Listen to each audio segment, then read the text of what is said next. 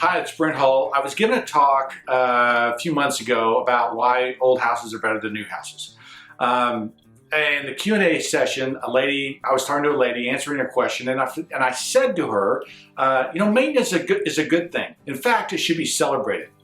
I remember she kind of chuckled, sure that I was joking, because maintenance free is the answer, right? That's what we should all be attaining and striving for.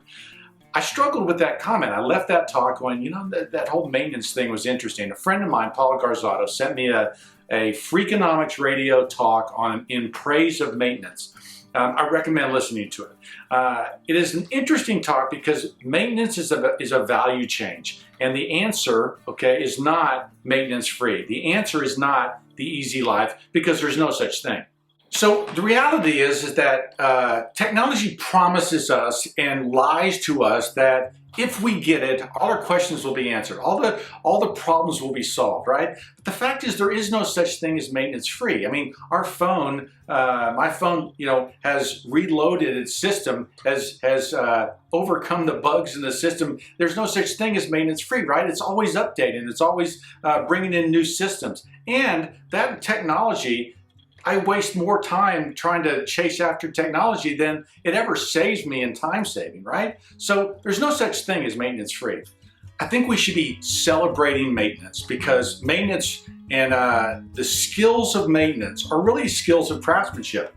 Realize that the opposite of maintaining is discarding, right? The opposite of being able to restore something is discarding and throwing away.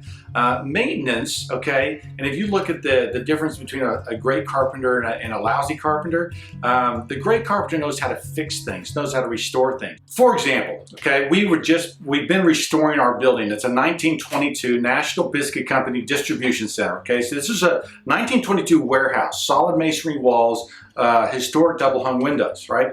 The easy thing for us to do would have just to tear these windows out and put a sheet of glass in, right? Put something that required no maintenance, okay? The harder thing to do was to do what my guys did, where we actually documented and cataloged all the parts and pieces, carefully took them apart, restored and rebuilt the windows, rebuilt the frames, rebuilt and changed out the things that were rotten, and then put these back in.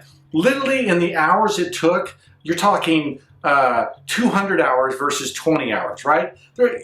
The quick answer, the cheaper answer is to put in the sheet of glass, but we don't encourage craftsmanship. It certainly doesn't look good. It looks bad. So, I mean, all the things that are great about this building when you drive up, we had to maintain, we had to restore. And that is celebrating maintenance, right? That is taking the craftsmanship and the skills that we have and applying them to this building to make it better, to make it last another 100 years, right? 1922 building, we're now 2017, nearly 100 years these windows lasted. I want these windows that we've put back in, that we've restored, to last another 100 years.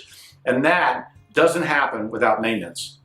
90% of the windows that we are called out to restore simply need to have the putty cut away from the movable up and down sash in order to get working again, 90% of the maintenance required, is very simple to do once you understand how the windows work, right? So replacing the weights in the pulleys, cutting the caulk out of there that someone has caulked the window shut over time, that's 90% of the work. It's not, I mean, there are times where the sash is rotten or other things that need to be replaced, but 90% of the time it's fairly easy. Yet we look at a task like that and go, oh, it's gonna take so much work.